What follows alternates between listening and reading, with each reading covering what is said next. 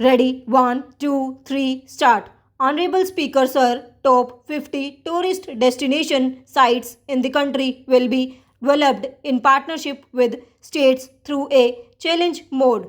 Land for building key infrastructure will have to be provided by states. Hotels in those destinations will be included in the infrastructure HML.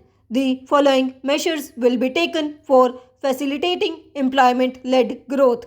1. Organizing intensive skill development programs for our youth, including in institutes of hospitality management.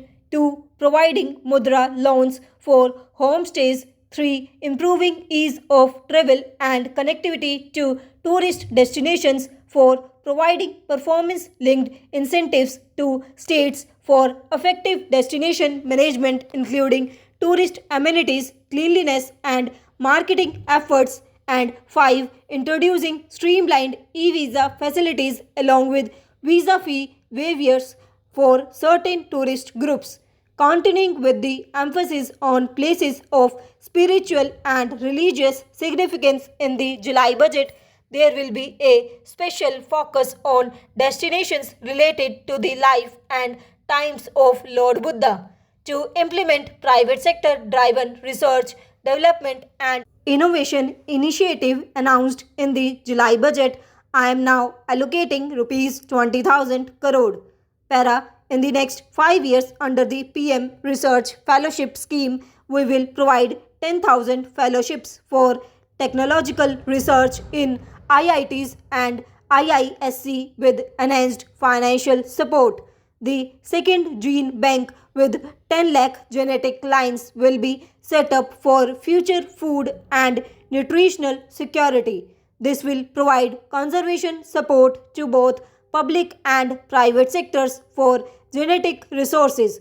We will start a national geospatial mission to develop foundational geospatial infrastructure and data. Using PM Gati Shakti, this mission will facilitate modernization of land records, urban planning, and design of infrastructure projects.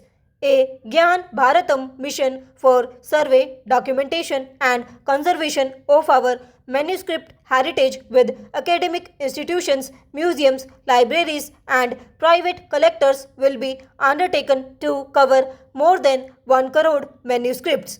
We will set up a national digital repository of Indian knowledge systems for knowledge sharing. We will set up an export promotion mission with sectoral and ministerial targets driven jointly by the Ministries of Commerce, MSME, and Finance. It will facilitate easy access to export credit and cross border factoring support and support to MSMEs to tackle non tariff measures in overseas markets.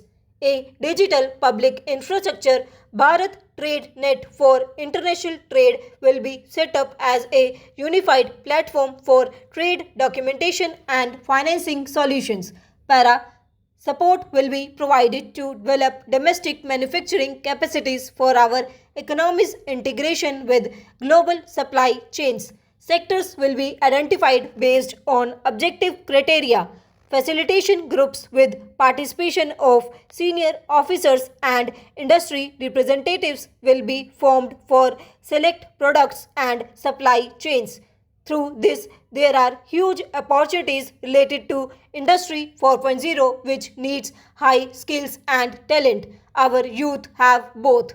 Our government will support the domestic electronic equipment industry to leverage this opportunity for the benefit of the youth. A national framework will be formulated as guidance to states for promoting global capabilities centers in emerging Tier 2 cities. This will suggest measures for enhancing availability of talent and infrastructure building bylaw reforms and mechanisms for collaboration with industry. Our government will facilitate upgradation of infrastructure and warehousing for air cargo, including high value perishable horticulture produce. Cargo screening and customs protocol will be streamlined and made user friendly. Over the past 10 years, our government has implemented several reforms for convenience of taxpayers such as faceless assessment, taxpayers charter, faster returns, almost 99% returns being on self-assessment, and Vivad Se Vishwas scheme. Continuing these efforts, I reaffirm the commitment of the tax department to trust first, scrutinize later. I also propose to introduce the new income tax bill next week. Para, the FDI limit for the insurance sector will be raised from 74 to 100%. This enhanced limit will be available for those companies which invest the entire premium in India. The current guardrails and conditionalities associated with foreign investment will be reviewed and simplified. Public sector banks will develop Grameen Credit Score framework to serve the credit need of SHG members and people in rural areas. Requirements and procedures for speedy approval of company mergers will be rationalized. The scope for fast track mergers will also be widened and the process made simpler. In the last 10 years, in several aspects, including financial and non financial, our government has demonstrated a steadfast commitment to ease of doing business. We are determined to ensure that our regulations must keep up with technological innovations and global policy developments.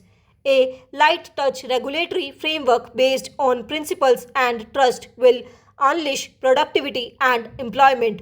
Through this framework, we will update regulations that were made under old laws to develop this modern, flexible, people friendly, and trust based regulatory framework appropriate for the 21st century. I propose four specific measures. A high level committee for regulatory reforms will be set up for a review of all non financial sector regulations, certifications, licenses, and permissions in the financial sector.